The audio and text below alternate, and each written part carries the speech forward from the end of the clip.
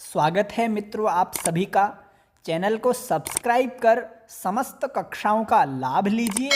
यह सब आप सभी के लिए ही उपस्थित किया है। मित्राणि नमो नमः। स्वागत है आप सभी का। आइए प्रारंभ करते हैं उत्तर रामचरितम। महाकवि भवभूति द्वारा विरचित उत्तर रामचरितम के तृतीय अंक को हम पढ़ रहे हैं वर्तमान में। तो तृतीय अंक का प्रारंभ ही हो चुका है, इसलिए आप सभी का स्वागत है। इससे पूर्व 2-3 वीडियो हमने बना रखे हैं, तो उन वीडियो को भी आप अच्छी प्रकार देख लें, पढ़ लीजिएगा, श्लोकों का आनंद लीजिएगा। तो आइए हम आज चतुर्थ श्लोक को पढ़ने जा रहे हैं। तीसरे अंक का चतुर्थ श्लोक है ये। इससे पूर्व हमने 3 श्लोकों के माध्यम से जाना कि तमसा और मुरला नाम की जो 2 नदियां हैं, जो महाकवि भवभूति की कल्पना है, तो वो आपस में वार्तालाप कर रही हैं। वो आपस में वार्तालाप कर रही हैं कि जो देवी सीता हैं वह वर्तमान में पाताल में है, अर्थात कहने का मतलब है वो भागीरथी के पास हैं और भगवान श्री राम पंचवटी में आने वाले हैं शंभुक के वध करने के लिए। तो वहां पर ऋषि अगस्त्य की पत्नी ने यह कल्पना की कि यदि पंचवटी में भगवान श्री राम आएंगे तो उनको अपनी पुरानी यादें आएंगी, तो वह शोक से वहां पर व्यथित हो जाएंगे, कहीं मूर्छा ना आ जाए उनको। तो इसलिए उन्होंने गोदावरी के लिए संदेश भेजा था मुरला के द्वारा कि आप उनका थोड़ा ध्यान दें। और उसी प्रसंग में फिर दोनों आपस में वार्तालाप करती हैं कि जो ये सीता है ये भी आ गई है, क्योंकि उन्होंने लव और कुश जो उनके 2 पुत्र हैं सीता देवी के, उनका 12वां जन्म दिवस है। तो उस जन्म दिवस पर वो पृथ्वी पर आ रही हैं, तो उनके साथ भागीरथी भी हैं। तो वो वहां पर आई हैं और वहां पर पृथ्वी पर चल रही है। किस प्रकार उनका स्वरूप है, उनकी वर्तमान स्थिति क्या है, तो उसी को इस श्लोक के माध्यम से समझाया गया है। तो इस श्लोक को तमसा कहती हैं कि वो देखिए वो जो सीता हैं वो उस जलाशय से निकल करते, वहां लिखा हुआ है हृदय निष्क्रम्य, हृदय यानी कि उस जलाशय से निकल करके इस प्रकार की सीता लग रही हैं। इस प्रकार की यह जो श्लोक है मंजू भाषिणी नामक वृत्त यानी कि छंद में लिखा गया है। तो मंजू भाषिणी को कैसे पढ़ते हैं उसको भी हम जानेंगे। तो आइए पढ़ते हैं। परिपांडु दुर्बल कपोल सुंदरम, परिपांडु दुर्बल कपोल सुंदरम, दधति विलोलक कबरीक मानकम, दधति विलोलक कबरीक माननम, करुणस्य मूर्तिरथवा शरीरधारिणी, करुणस्य मूर्तिरथवा शरीरधारिणी, विरह व्यथेव वनमेति जानकी, विरह व्यथेव वनमेति जानकी। इस प्रकार इसका उच्चारण होगा। आशा है आप लोग इससे अच्छा उच्चारण भी कर लेंगे, तो मेरे विचार से ऐसा इसका उच्चारण होगा। तो आइए अब इस श्लोक के भाव में जाते हैं और आनंद लेते हैं, और इस श्लोक में क्या वर्णन किया है महाकवि भवभूति ने उसको जानते हैं। तो क्रियापद इसका है, क्योंकि मैंने आपको पूर्व में भी बताया किसी भी श्लोक की हम व्याख्या करते हैं तो सर्वप्रथम हमें क्रियापद ढूंढना होता है। तो क्रियापद है इसका एति, एति धातु, इण गतौ धातु है। तो इण गतौ धातु वर्तमान काल लट लकार का रूप है एति। एति गच्छति, एति एतः यान्ति। तो इस प्रकार से रूप चलते हैं। तो एति वनम जानकी, जा रही है वन में सीता। जानकी कौन है? सीता। करता है, वो चलने वाली है, वो कहां पर जा रही है? वनम, वन में, वन को क्या कर रही है? एति, चल रही है। कैसे चल रही है वो? मानो क्या है? विरह व्यथा इव, मानो वह वियोग की व्यथा हो।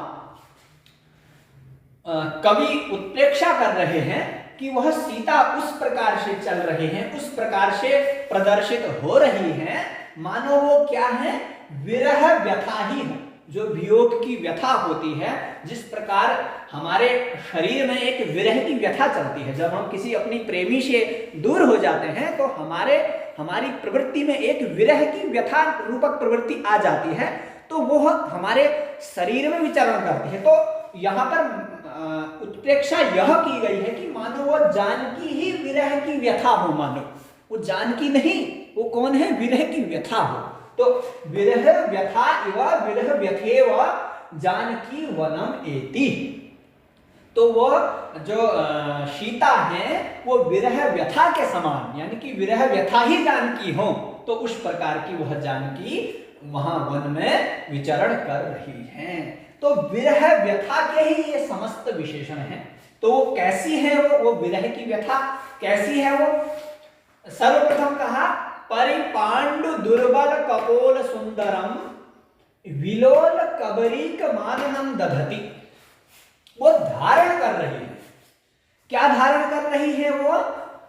आननम, आननम मुखम वदनम, आननम मुख को कहते हैं।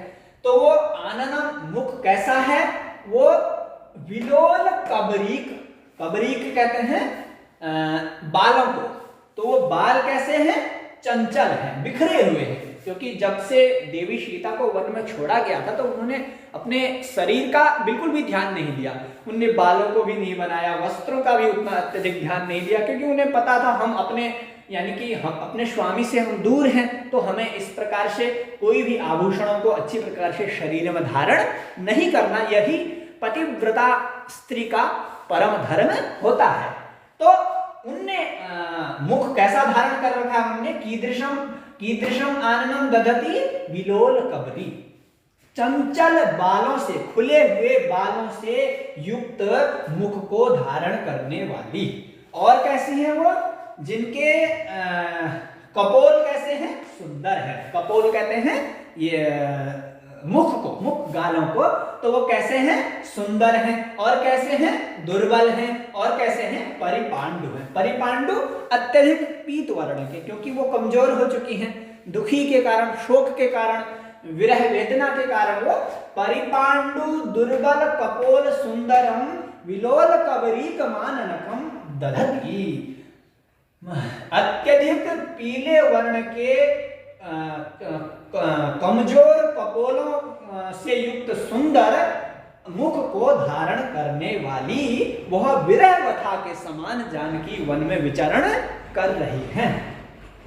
तो वो सुंदरम मुखम, कस्य मुखम? कस्याः मुखम? भगवती सीतायाः मुखम सुंदरम, ठीक है। और सुंदर है, फिर भी वो परिपांडु वर्ण का है, कृश हो गया है, पीला पड़ गया है, और कपोल उनके दुर्बल हो गए हैं, कृश हो गए हैं, फिर भी सुंदर मुख है, क्योंकि प्राकृतिकता तो सुंदर ही है।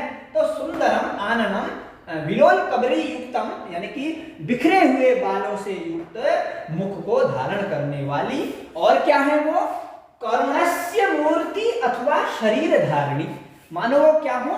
करुणा रूपी जो रस है, करुणा की जो मूर्ति है, मानो करुणा की ही वो साक्षात प्रतिमा है। इस प्रकार की करुणस्य मूर्ति ही, करुण मूर्ति ही, अथवा शरीर धारिणी, या तो वो करुण की मूर्ति है या वो शरीर धारण करने वाली है। शरीर कैसा धारण करने वाली है?